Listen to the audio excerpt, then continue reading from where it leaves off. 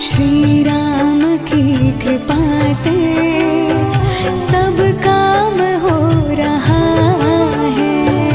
श्री राम की कृपा से सब काम हो रहा है। करते हो तुम ही भगवन, मेरा नाम हो रहा है।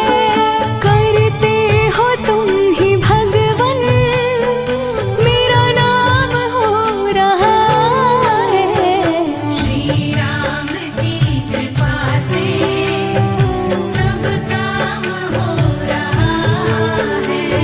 श्री राम की कृपा से सब काम हो रहा है।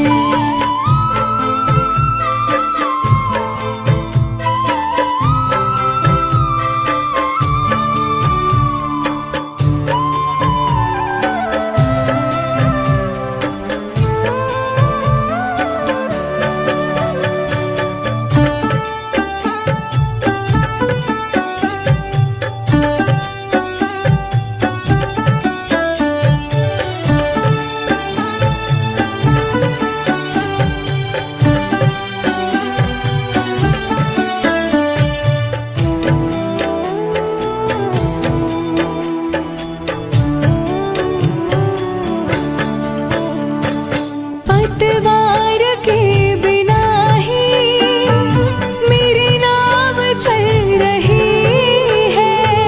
पतवार के बिना ही मेरी नाव चल रही है।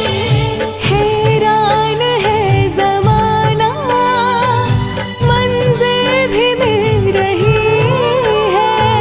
हैरान है ज़माना, मंजिल भी मिल रही है।